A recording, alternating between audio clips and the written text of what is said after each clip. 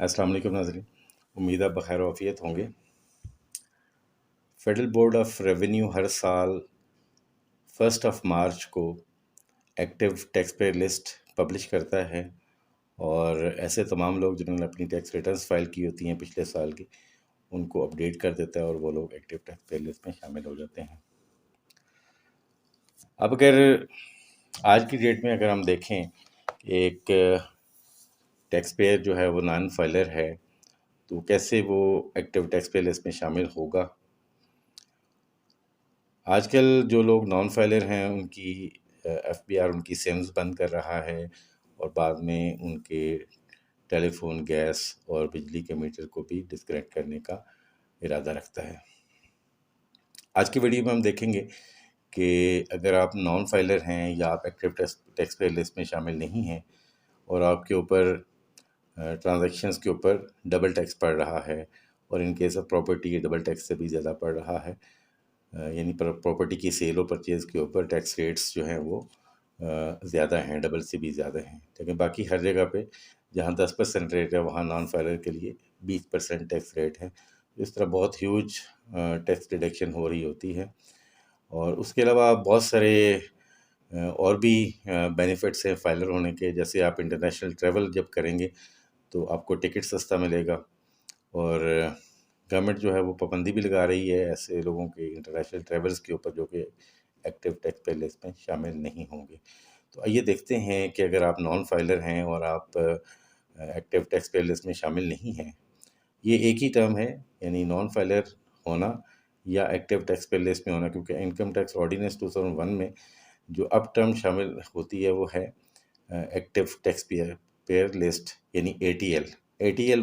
وہ لوگ ہیں جو کہ اپنی ٹیکس ریٹرن فائل کر رہے ہیں اور ایکٹیو ٹیکس پیئر لسٹ میں شامل ہیں، اور نان ATL وہ لوگ ہیں جو فائلر نہیں ہیں، یعنی جنہوں نے اپنی ٹیکس ریٹرن فائل نہیں کی۔ تو اگر آپ نان فائلر ہیں اور آج کی ڈیٹ میں آپ فائلر ہونا چاہتے ہیں، یعنی بیفور 1 مارچ 2025، تو اس کے لیے ضروری یہ ہے کہ آپ 2023 ٹیکس ایئر کی اپنی ٹیکس ریٹرن فائل کریں، اور اگر آپ انڈیویجول ہیں تو 1000 روپے کا ایکٹیو ٹیکس پیئر لسٹ کا سرچارج پے کریں۔ اس کو ATL سرچارج کہتے ہیں۔ اس کا ایک چلان بنا کے آپ پے کریں گے، جو کہ آپ بینک کے ذریعے بھی پیمنٹ کر سکتے ہیں، ایزی پیسہ یا باقی کسی بھی طریقے سے آپ، یا بینک میں جمع بھی کروا سکتے ہیں آپ۔ تو اگر آپ بیفور 1 مارچ 2025 فائلر ہونا چاہتے ہیں یا ATL لسٹ میں شامل ہونا چاہتے ہیں، تو آپ کے لیے ضروری ہے کہ 2023 کی ریٹرن فائل کریں، اور 2023 کی ریٹرن جب آپ فائل کریں گے تو آپ کو اپنی انکم، آپ سیلریڈ انڈیویجول ہیں تو آپ اپنی سیلری کی ڈیٹیلز اور اس پہ جو ٹیکس ود ہیلڈ ہوا ہوگا وہ، اس کے علاوہ اگر آپ بزنس مین ہیں تو آپ کی بزنس کی ڈیٹیلز، یعنی آپ کے ریونیوز، آپ کی کاسٹ، آپ کی ایکسپینسز، ڈیپریسیشن وغیرہ، یہ سارا آپ مائنس کرنے کے بعد جو نیٹ انکم آپ کو آئے گی اس کو ٹیکسیبل انکم کہتے ہیں، اس کے اوپر جو ٹیکس بنے گا، اور اس میں سے جتنا ٹیکس ود ہیلڈ ہوا وہ مائنس کرنے کے بعد باقی ٹیکس آپ کو پے کرنا پڑے گا۔ تو جب آپ پے کریں گے تو آپ ایکٹیو ٹیکس پیئر لسٹ میں شامل ہو جائیں گے۔ یعنی ATL سرچارج آپ کو پے کرنا ہے in case of individual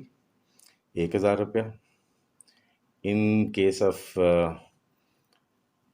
AOP یا بزنس انڈیویجول اس صورت میں آپ کو 10,000 ATL سرچارج دینا ہے، اور اگر آپ کمپنی ہیں تو اس صورت میں آپ کو 20,000 سرچارج دینا ہے۔ اس طرح 2023 کی ریٹرن کی بیسس کے اوپر اور سرچارج پے کرنے کے بعد آپ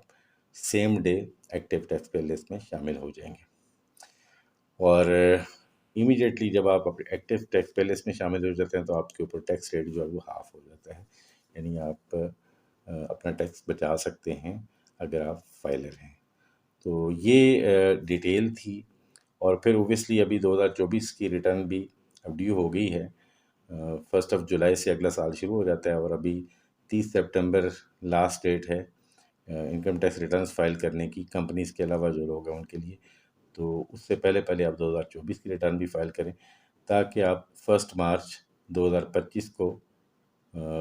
ATL لسٹ یا ایکٹیو ٹیکس پیئر لسٹ سے باہر نہ نکل جائے، نان فائلر نہ ہو جائے۔ تو سب سے پہلے تو آپ نے 2023 کی ریٹرن فائل کرنی ہے، اور ATL سرچارج پے کرنا ہے، تو آپ ابھی امیجیٹلی آپ فائلر ہو جائیں گے. اس کے بعد